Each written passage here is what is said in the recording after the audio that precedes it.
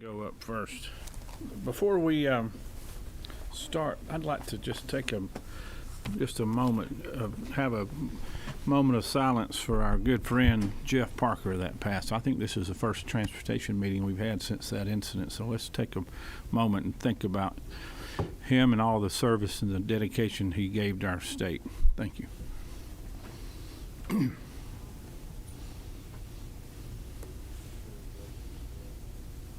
Thank you very much. Come on in, Mr. Mullis. I didn't want to be in trouble here. No, it's all right. Our first presentation will be Mr. Spencer Moore from the Department of Driver Services. Yes, sir. Is it okay to come to the table? You can sit there. That'd be fine if you're more comfortable. You Yes, spread out your papers and.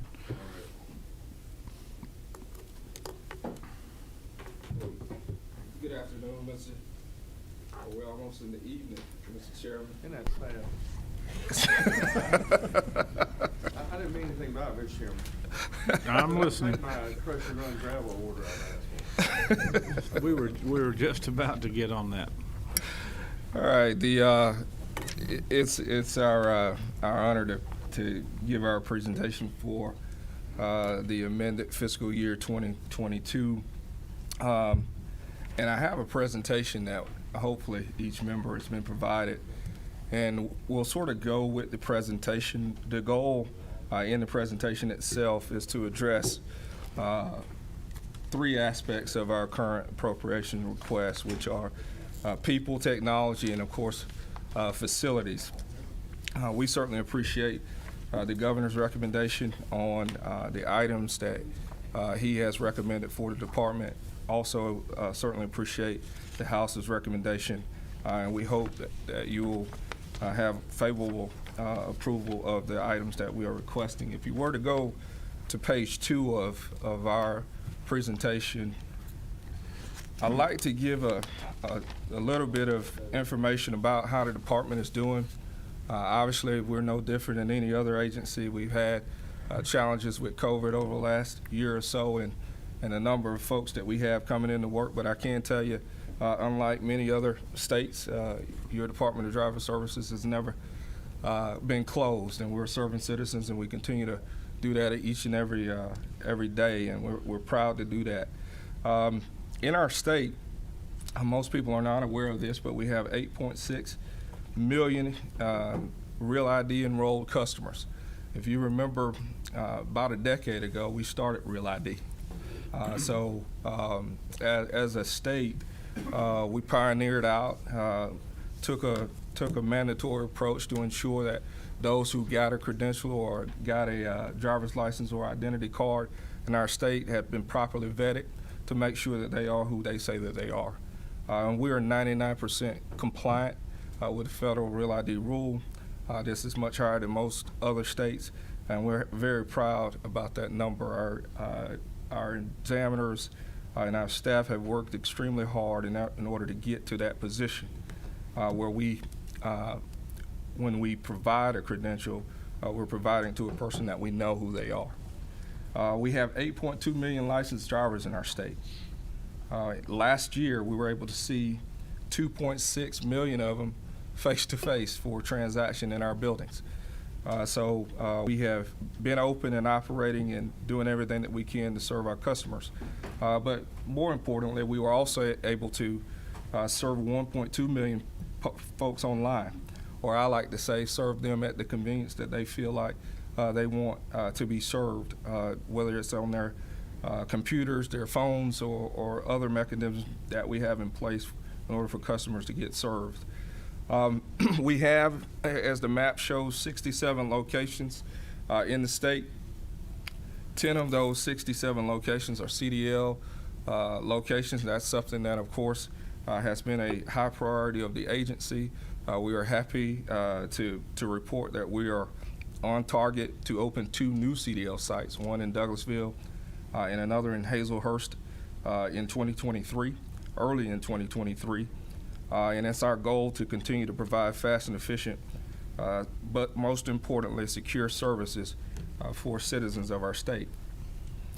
If you were to go to page 3 of the presentation that I provided, that's where we get we talk about people, and it follows line items from the budget tracking sheet 117.1, 118.1, and 119.1. And then this is a request to increase funds for a $5,000 pay increase for all full-time benefit eligible state employees. As an agency, and the numbers relative to each program and the amount needed in order to satisfy the $5,000 pay increase is listed per line item. But if you were to go to move forward to page 4, this is where we really hope to convey how important it is that we keep these staff working. Our contact center agents, obviously, this is a first reporting location for our citizens, as well as our driver examiners who operate in those 67 centers around the state. Starting pay for the contact center agent is $23,000. Excuse me, Mr. Chairman. It's amazing that is. Sir, what's your number 5? I'd rather not be here tonight. Oh, all right. I just can't believe that we paid that little. Well, It sounds like, looks like they're a correction officer. keep in mind that this is with the $2,000 request addition that you gave them last year. So it was Chairman, lower than that. That's per month. Yeah. Per month. No. No, nowhere near that per month. I was gonna see if I could, Join up. Can you transfer him? It's amazing. This is an annual salary of our examiner, and this is again after providing a $2,000 raise for employees in our agency who make $50,000 or less. So these are the salaries after that. So we're very, very excited about the opportunity for our examiners to be considered for a $5,000 pay increase. These examiners provide such a tremendous responsibility for our state beyond just putting safe drivers on the road. They determine a lot of additional things. Of course, we are a vetting source. Once the identity is provided, then it gives you other opportunities that you can use that identity for. And it's extremely important that we have good people who are able to perform these services. And if you were to look at the bottom of page 4, you'll also notice the tenure for these employees. Like many other agencies, the employees who are less than 5 years dominate the organization. This has been a trend that we have seen in state government and over the last decade or more, and the majority of our staff fall in this category. And every single day that we're working to maintain these folks, this $5,000 pay increase would certainly help with that opportunity. Mr. Chairman, I want to add real quick, usually you can tell when things are going right and then when things are not going well by all the complaints you get. I haven't had a single complaint about people getting their driver's license. So I commend you and your team. Thank you, sir. Thank you, sir. One of the ways that we hope to improve even the work that our people are doing is by, on page 5, you'll notice line item 118.2, we implemented back in November a voice bot. It's a technology in which a person, if they call the contact center, they don't hear just the automated, but a person. It sounds like one of our employees who is answering the phone. We've implemented that technology because the turnover in that area of our organization is extremely high. We have roughly 55 full-time staff in the contact center. We currently have 19 vacancies, and on average, we only have, it says 46 persons that are, if we were able to answer all the calls, could potentially handle them if we answer 200 calls a day, which is almost impossible. It is impossible. But we are fortunate that in November, with the funding, one-time funding that we received in Amended FY21, to implement the voice bot technology to handle the simpler calls for appointments, password resets, and basic licensing questions, And thus far, if you were to move on to page 6, the success of that voice bot has been tremendous, and we hope to only improve it over time. You have essentially 240,000 calls since November 22nd of 2021 that have been answered, that have come into the bot or come into our call center. 80,000 of them have been answered by the bot, and 73,000 of those 80,000 calls have been answered without agent assistance. So it's a technology, again, that's being implemented and is doing very well. It is a 24/7 operation, so our contact center traditionally opens around 7:30 a.m. and it closes at 5 o'clock, but this voice bot is able to answer calls 24/7. And unlike, of course, staff, it doesn't require breaks, lunches, and it doesn't need time off. So we're seeing tremendous success from this voice bot.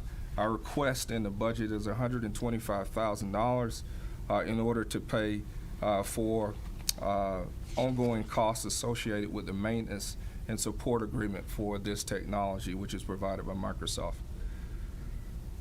On page 7 of the PowerPoint, it is also a technology request, and you will find this request in tracking sheet line item 118.3, and it is for self-service kiosks. As I indicated, between COVID and retention, having examiners in place in order to perform the task of responding to our citizens has been challenging. Many of the services that folks coming into our centers want is simple renewal processes, changing of address, things that can be handled without necessarily having to talk to one of our staff members.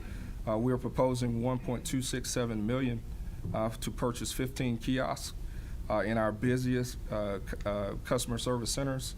In those 15 busiest locations, again, we will have the technology, as you see on that page 7, that allows for a customer to avoid having to talk to one of our customers, except perhaps only if they need clarification, but still walk out of that center with the very same product that they would have if it was provided from our staff. Moving on to page 8 of the presentation, there is a second request. We have been in partnership with the Department of Revenue to implement what is known as drives. It is the back-end system for which we all operate, our credentialing system, as well as where they operate the tag and title operation. Leveraging that technology, we now have the ability to work with DOR and a partner vendor to provide these kiosk services in 53 Krogers around the state.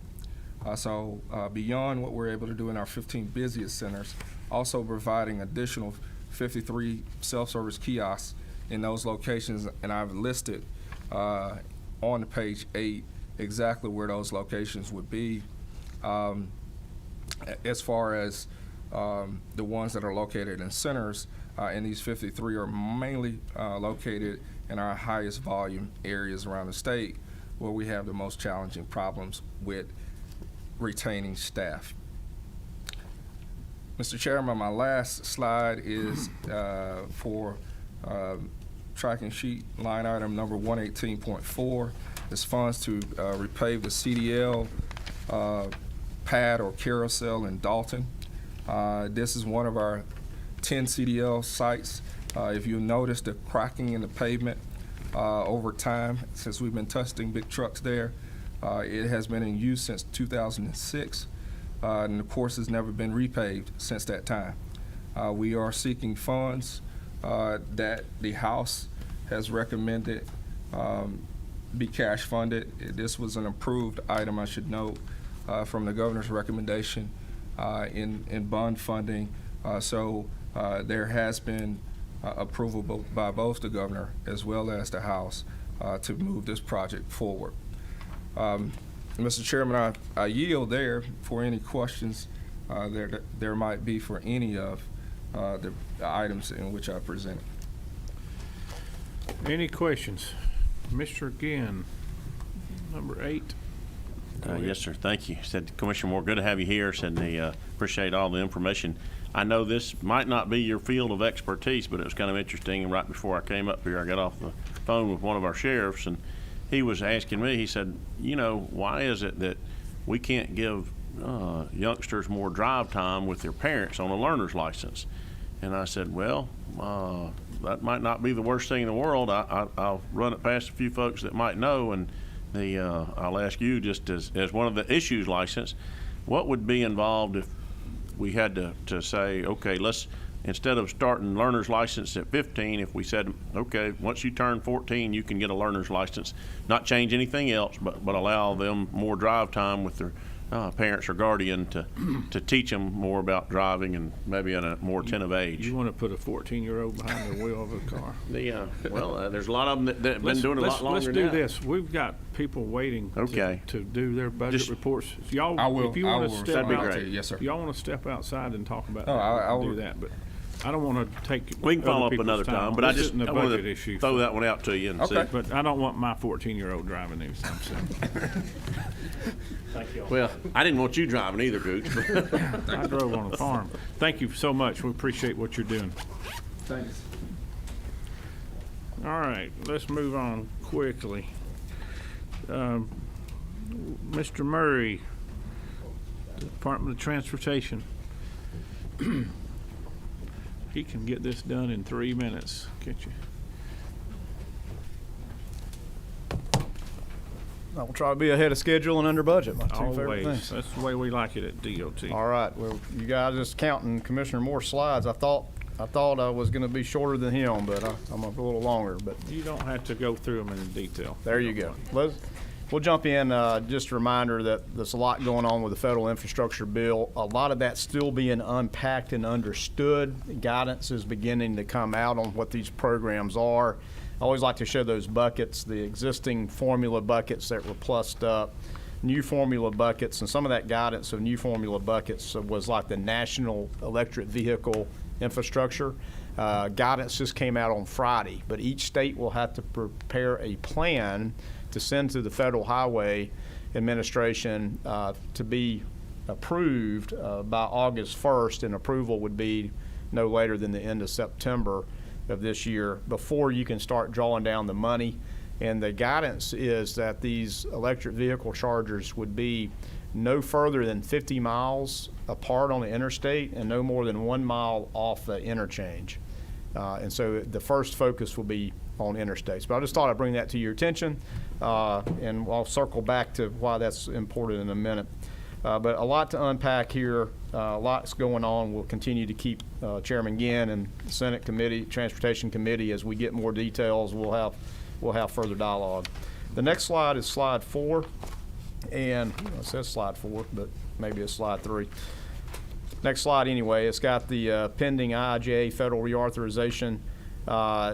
What that looks like is, again, really a step up in federal dollars that will require additional state dollars to match that additional federal. 80-20 is the traditional federal 80%, 20% state local.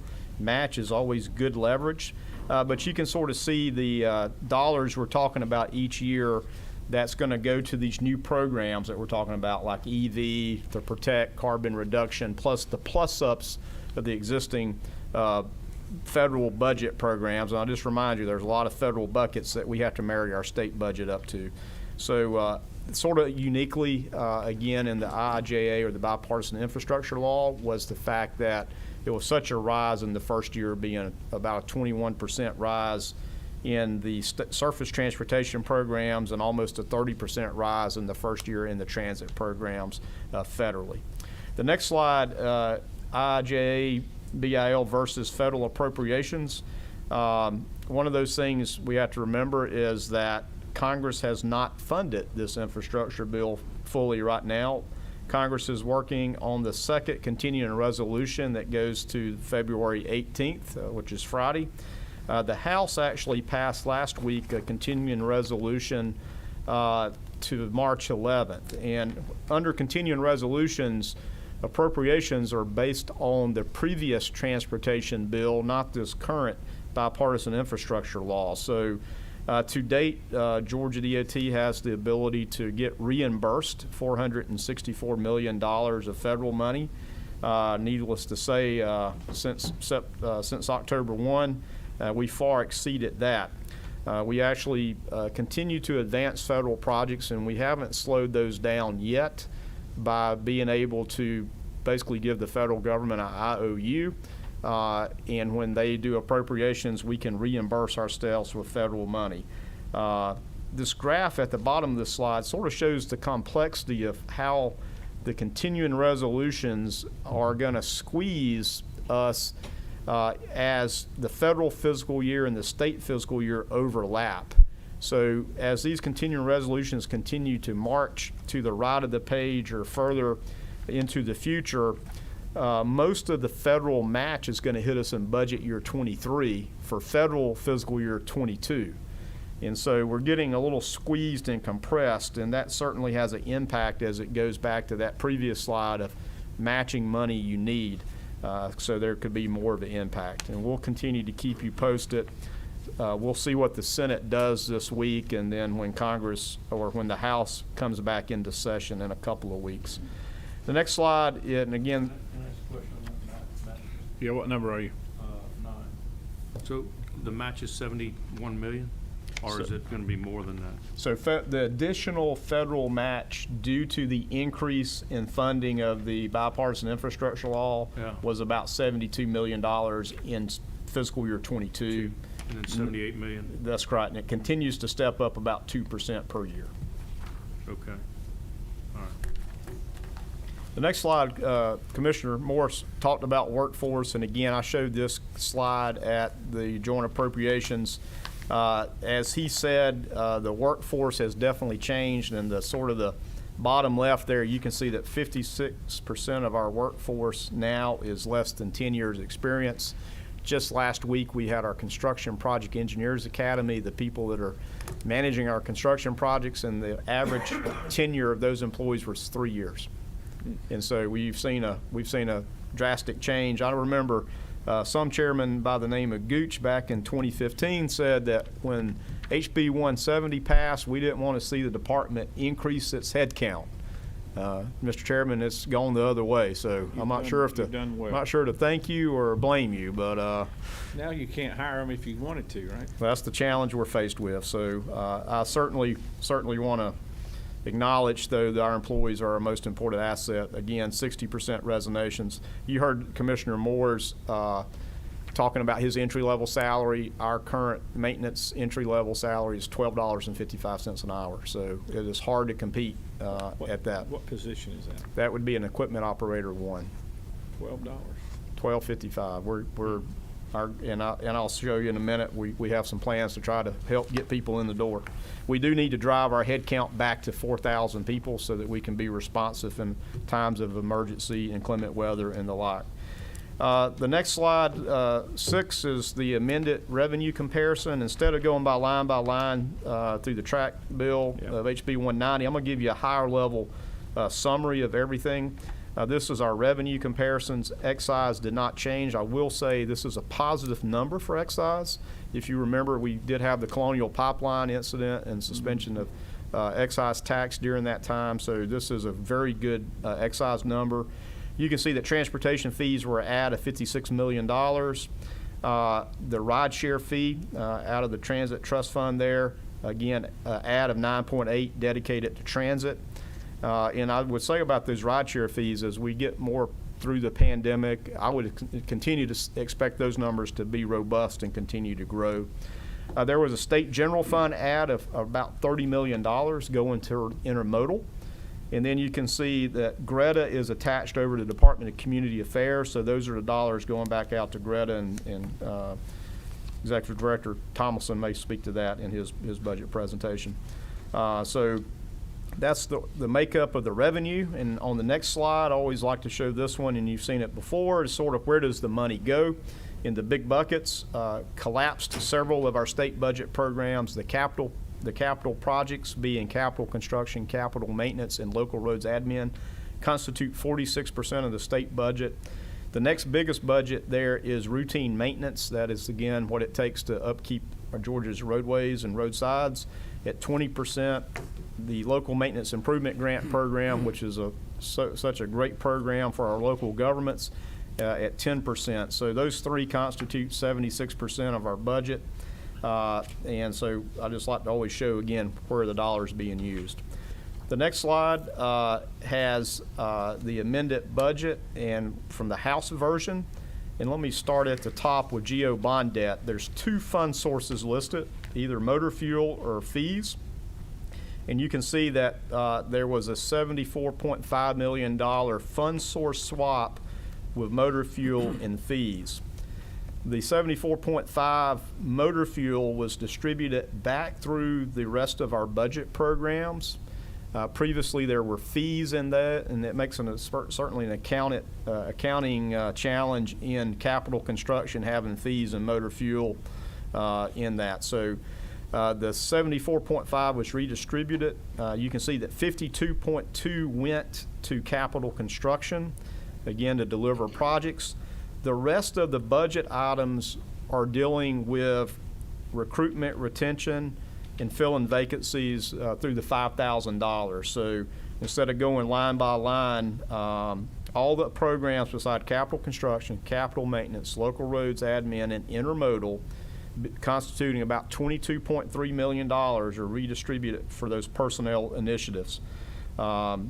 And if you look at the line item budgets, you'll see two line items there, one listing the $5,000, the other dealing with vacancies, recruitment, and retention. These changes you see in the budget document is truing up due to some of the positions are multi-fund sourced, means some federal, some state. So we did a true up to get those accurate in each of the budget programs, and then also to fulfill the $5,000 salary increase in the amended 22. So that's what there is. The other thing I just call your attention to is in the capital maintenance budget at $60.2 million. There's no change there, but I remind you that we feel that we did most of our capital maintenance this year with the previous CRSS or CSRAA funding, federal funding that came in last year. We fund source swapped that to put more state money into capital construction, again, to try to pull down the federal and our state funded programs. The next slide, amended budget number 9, is the rest of the budget programs, routine maintenance, traffic management. All those changes are due to the $5,000 in there. And then let me talk about intermodal. If you can see on the intermodal table, there are fees, state general funds, and ride share. So we're delineating what the flavor of the money is. So out of the 21.9 in fees, the House did a $18.6 million favorable fund source swap back up to that bond debt. So they put the fees in the bond debt. It freed up motor fuel to make accounting easier through our other budget programs. So let me unpack a little bit of what's in intermodal.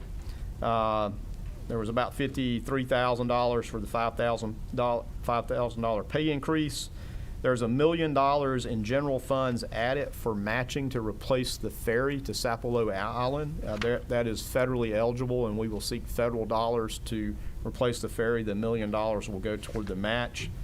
There's an item for 5.8 or at 5.9 if you round $1 million of the rideshare funds to go to rural transit, $4 million to support transit, meaning the ATL.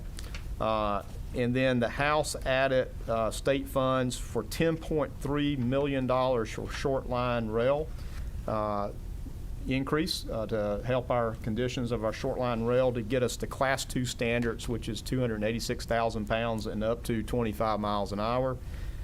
This will probably get 15 to 20 miles of rail or with trestles, and so and probably we're about 60% there on getting our short line rails up to Class 2 standards. So that's what's in intermodal. The next page, slide 10, is payments to SERTA did not change. Payments to ATL, the $115,000 is representative of the $5,000 pay increase over to the folks at ATL. So, Mr. Chairman, members of the committee, that's what we got. Mr. Ginn. Thank you, Mr. Chairman. Chairman The, Ginn. one of the things that it's always interesting, the electric vehicles seem like they're going to be here in a big way. And for me, when I start looking at, several years ago, I was proud that we were able to implement a $200 fee that we do to kind of offset some of the motor fuel taxes that we collect on some other things. And a lot of things changing in that world, the vehicles, their prominence, how people are charging them and the things there. There's people that are saying, oh, well, we're charging not enough, we're charging too much, we should charge by the kilowatt hour, we should charge this way.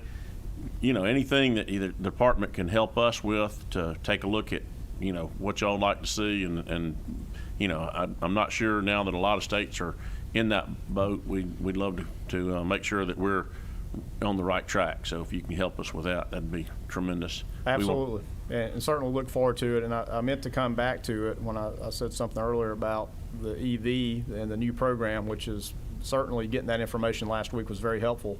But one of the other pilots nationally programs they're doing is mileage-based user fee to look at how do you compensate for revenue when you're no longer using excise tax at the federal level. So there's a federal pilot out there. There's several that we're watching, and we certainly will have more conversation about what does that look like as it relates to revenue going forward as there's more EVs on the road, without a doubt. One of the big concerns that I have is when I look at UPS, is looking at a lot more trucks that are using batteries. I see a lot of battery-operated buses.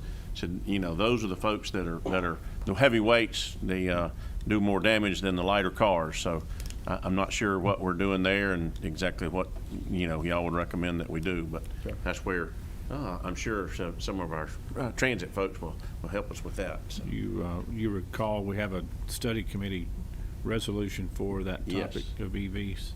But I always like to hear from my folks that you'll fix be them. on that committee. So will the commissioner if Yeah. we can get it passed. Senator Beach, you have a question? Well, just kind of a comment and a question, but really dealing with this federal infrastructure money that may be coming down. I want it. We all want it. What I don't want to do is take money from an existing project that's already spoken for, if you will, and to meet that match. I mean, I want to find that money from somewhere else, and I don't know what the game plan is. And but I will tell you that, again, I don't want to take, if I've got a project scheduled in my district, I don't want to have to go back to my constituents and say, well, we're going to have to wait on that. We needed to use this money to get to that $71 million or whatnot to meet our match. I don't want to turn the money away, so we got to find the money. But, we got a rainy day fund. We got other opportunities, I think, without hurting existing projects. And I know that's tough on you, but matter of fact, I would tell you, if there's states that don't use all their money, I think we should go after that and get as much infrastructure money as we can. And, yeah. And I'm not sure how that works if, let's say, Arkansas doesn't use their money and there's, $100 million available. If we go do the match, could we get that money? I don't know exactly how that works on the federal level with this money in this bill. There is something called federal redistribution that happens usually in August. This year may be a little tricky, and Georgia has always been very successful. We usually bring in $80 to $100 million every year that other states can't use. Of extra money? Of extra money. So we certainly will do that.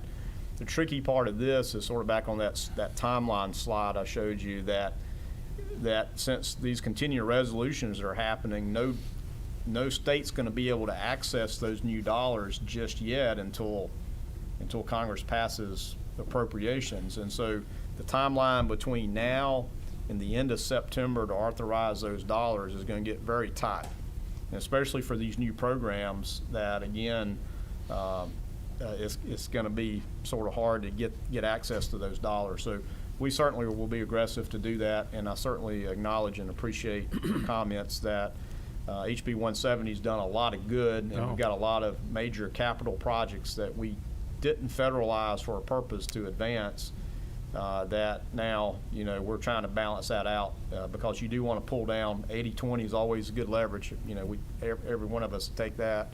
So we want to pull that down and continue the good work of the HB 170 program. No, you've done, I want to be on record saying you've done an excellent job on that, making sure that HB 170, one example is Highway 20 up in Cherokee from 575 over to Cumming. That was a federal program that they wouldn't even be moving dirt now.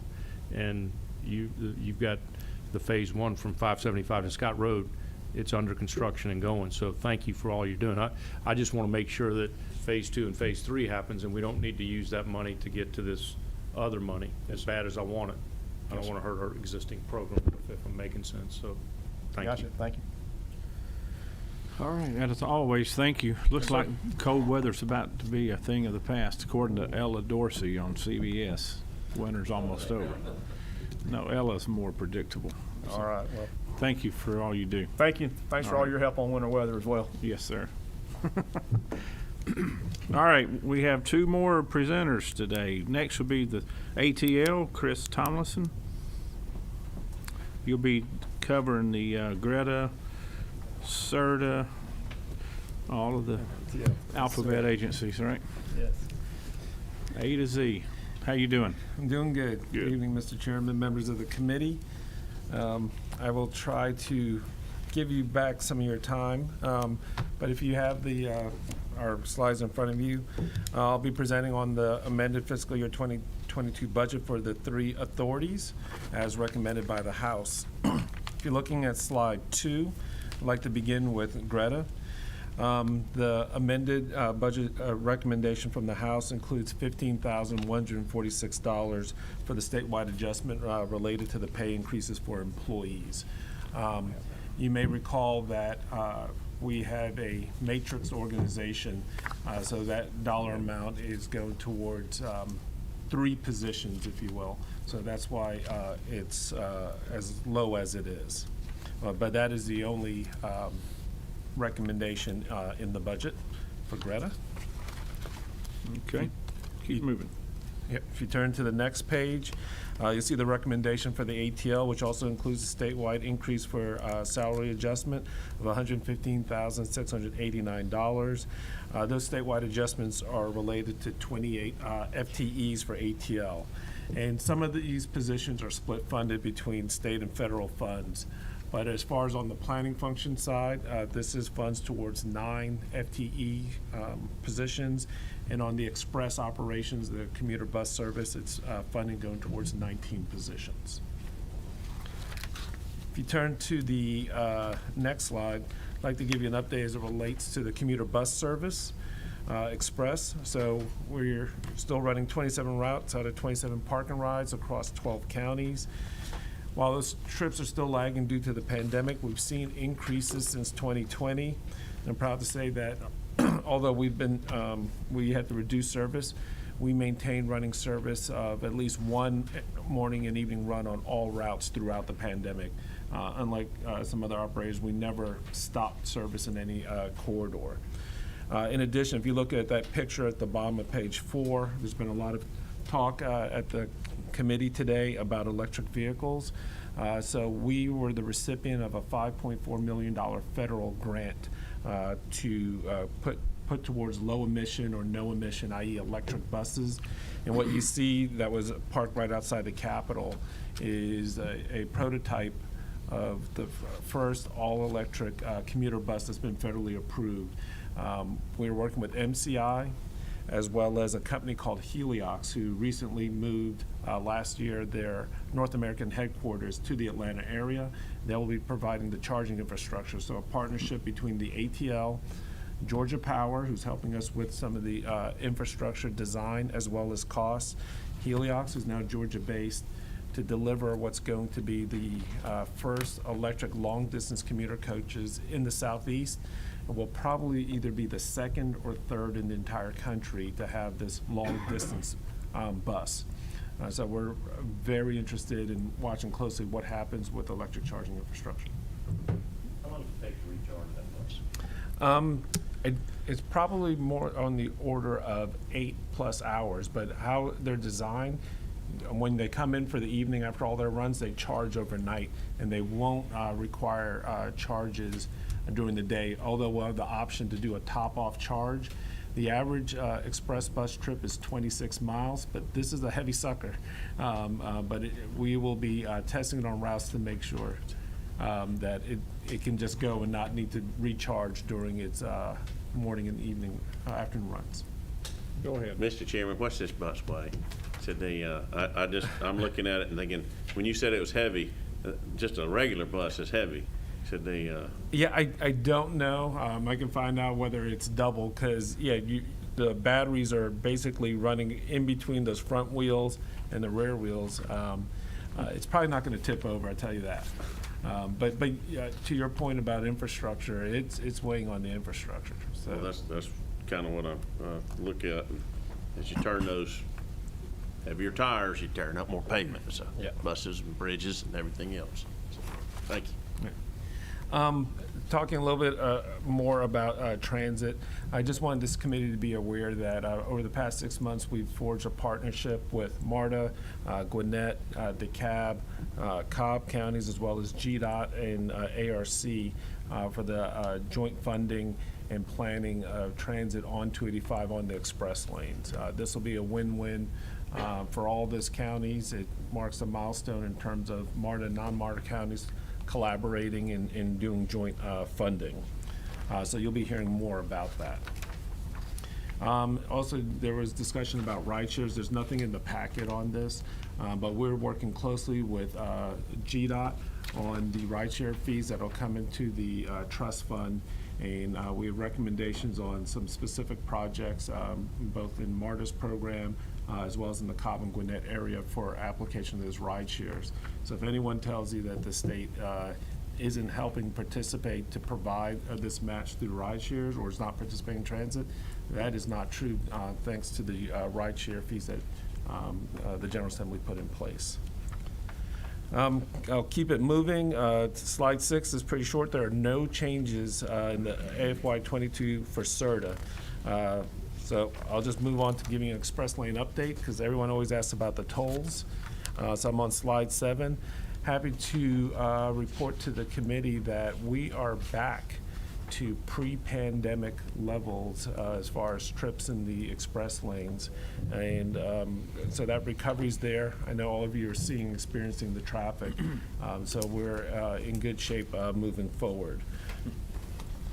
The next slide just gives you a comparison. The dash line shows where we were in 2019 before the pandemic. The lighter shade shows you where we were in 2020. And 2021, you can see, is, like I said, back to pre-pandemic levels. So it's rebounded tremendously. And wrapping up, in addition to what we do with the toll lanes, the Georgia Transportation Infrastructure Bank just wanted to thank the committee for restoring last session the pandemic cuts to that program. Currently, we are in round 9 and we're reviewing applications, and there's $15 million to be awarded, and we anticipate awards occurring in the spring. So thank you, and I'm happy to answer any questions. Senator Beach. Couple questions.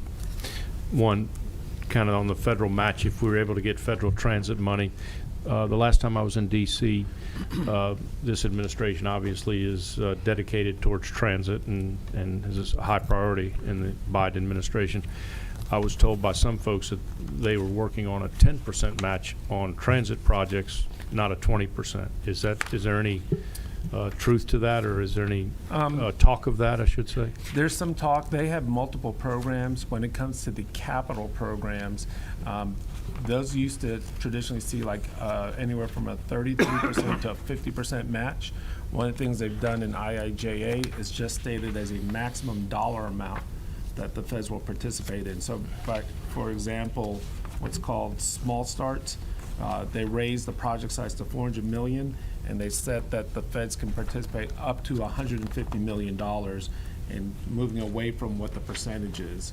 So there are some projects we're working on in this region with partners such as MARTA, where we think they're strong contenders to get the full amount of federal participation possible. with no match. Well, because they stop at 150 million, you have to Right. find other sources. I got you. But instead of it just being ratcheted down to a certain percentage, get the target and hopefully anticipate the full amount of federal participation on those projects. So it's still not 50% on a $400 million project, 150 million. Went to law school, so I don't remember the percentage math. Okay. But that's how it works.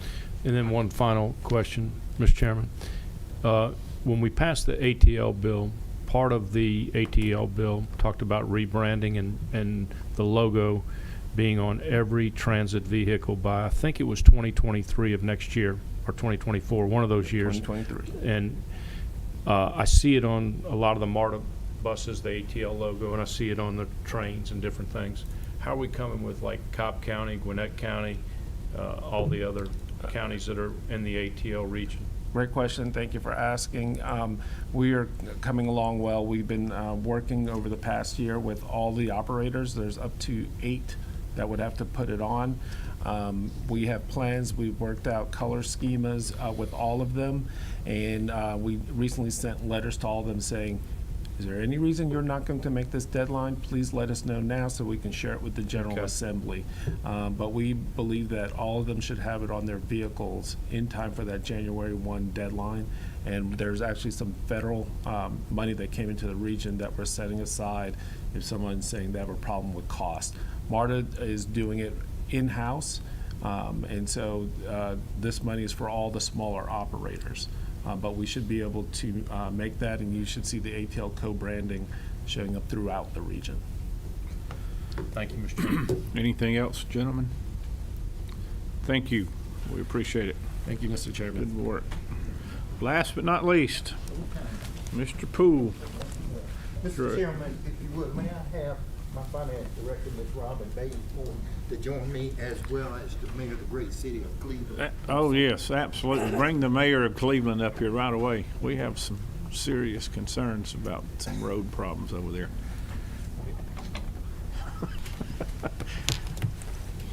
How we doing? Mr. Chairman, thank you so much. Committee members as well. We're going to follow the track sheet, 39.10. Just a couple of informational points. I'd like to say that based on the proposed budget that we're looking at here, the Joshua's Law, we stand to lose about $424,000, which equates to almost 1,000 applicants. And the good senator again just made reference to a younger age, more educated age, driving at an earlier age.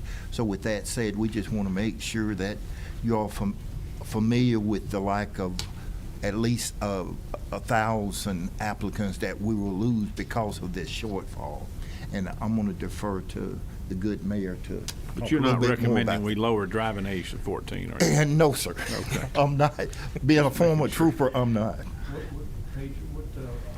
Line 39.10.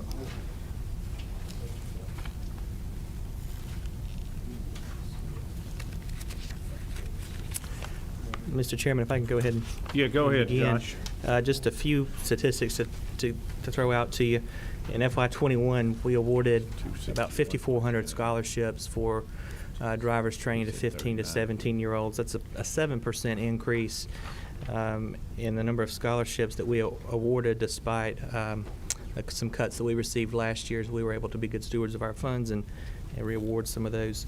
That represents a value of about $2.05 million in scholarships awarded for driver training. I did want to highlight an evaluation that the commission conducted that showed that drivers who went through our scholarship program experienced significantly fewer crashes per year and slightly higher road skill test scores whenever they took their driver test at Department of Driver Services. And drivers who had behind-the-wheel instruction with an improved instructor were involved in fewer crashes, fewer serious injuries, fewer fatalities, fewer convictions than those that did not. So we felt like our program is very successful, and we're proud of that. I did want to highlight a few items regarding the track sheet. 39.10.3 It's a reduction of $424,000 for driver training. Beginning in FY20, we started noticing that collections were less than the estimated budget. So this is the third year that we've had a reduction in the amount of scholarships that we're able to award. This year's $424,000 is a 15% of our overall program budget, which is quite significant. That represents approximately between 850 and 1,100 scholarships. If you take our average scholarship cost of $427, that's a total of 992 scholarships that we are having to reduce, and we've already started implementing those reductions to meet that shortfall. And Mr. Chairman, if you may, I fully support the governor's recommendation for state employees. And with that said, I'll defer to Ms. Robin Bazemore to explain. Hi, thank you. Could you take that microphone over, please? Thank you. That way people watching on the internet can hear. Okay. Thank you so much for the generosity of the $5,000. I did want to point out that I did send the spreadsheet over to Keith. I don't think he got it before the meeting, but my apologies for that. But we are underway with our 2022 Highway Safety Plan through the National Highway Traffic Safety Administration. So they have approved that budget, which would include this $5,000. So, and also when I sent over a spreadsheet and it did not include the fringe rate, so what was added into the budget for the state and for the federal employees, there's a shortfall. It doesn't include the FICA and the fringe. And so I'm recommending, if possible, for you to consider adding, it's $42,233. So we're getting, between the two is $109,000 that we're getting on line 1 and line 2. And we actually will need to cover this increase in FICA and fringe, $151,445. Give me those numbers again. Okay. So do you want me to give you what's on the budget? I want you to give me what you're asking for us to Okay. add. I'm asking for a total of $151,445 Okay.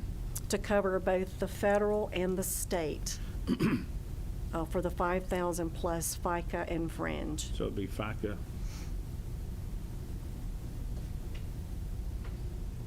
Okay.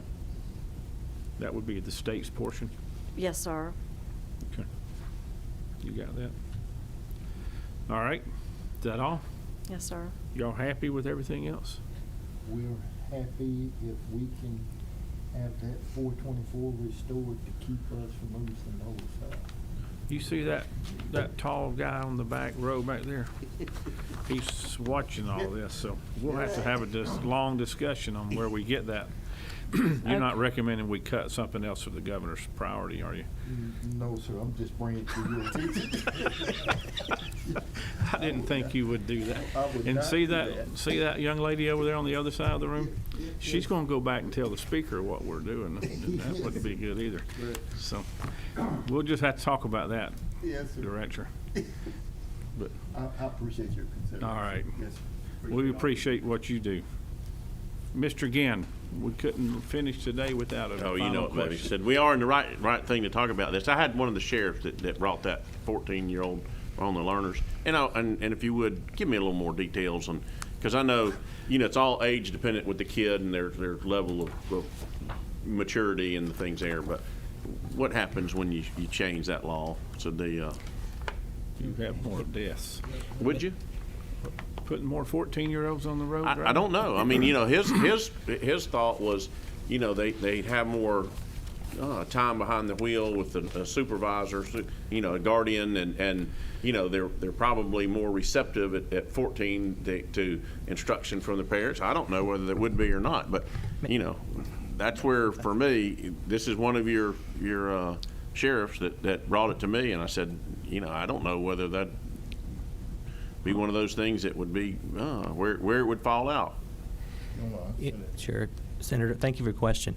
I can provide you with some national studies that have looked at the ages of folks when they start driving. The national standard and recommendation is actually 15 and a half rather than 15. And the evaluation that we conducted of our program, it showed that dealing with delayed licensure, so that's people or young drivers who wait until 18 to get their license so that they can avoid some of the driver's education requirements. They had, once they reach that maturity point, they have fewer crashes, but they have more convictions. So I'd be happy to provide you with some more information on Convictions for? For traffic offenses. And that's, they intentionally did it, or they just weren't paying attention? That's being that they got a citation for a moving violation. And for me, I guess I look at, there are moving violations where people aren't paying attention and they just ran through the stop sign, or they didn't care and they just went through it anyhow. So, Right. I So didn't, that would be speeding, texting violations. How many got violations for hands-free? yeah. Break. While you're sitting Wait a minute, still. that's your bill. At a complete. All right, I'm turning your mic off. Thank you all for being here. We're done. Thank you. But appreciate it. Thank you, Mr. Sorry you had to wait till the end, but somebody has to be last. That's right. Thank you. Let me ask some members of the committee, do y'all want to get with me later tonight or in the morning and make any changes? If you do, let either Keith or myself know, because this thing's got a quick turnaround on it. We're going to meet at 10 o'clock in the morning. We're with you, Mr. Chairman. Mr. Chairman, I don't see any changes. I would just be on the record saying I am concerned about the match of any of this new money coming down. I don't want to take anything from our existing projects that we have in our districts, whether it's your district, my district, Blake's, Senator Tillery's district, or Senator Ginn's district. We've went home and told these people we're getting these projects done. I don't want to take money, but I don't want to not get the federal understand. money either. We're having lengthy discussions about that. Okay, so I just want to be on the We're looking record at on that. some Thank you. other, what was the word, recaptured the revenue? Trapped motor fuel from Department of Revenue we may be able to bring forward as well, so that will help. So Thank you. we'll be discussing that tomorrow. Thank you. All right. Great Anybody job, Mr. else? Chairman. Anybody in the back of the room want to make any comments? I think those 4 senators' districts are 5, it's the other 52 that I'd be worried about. We are worried about those. All right, we're Thank you. adjourned. Thank you, everyone, for being here.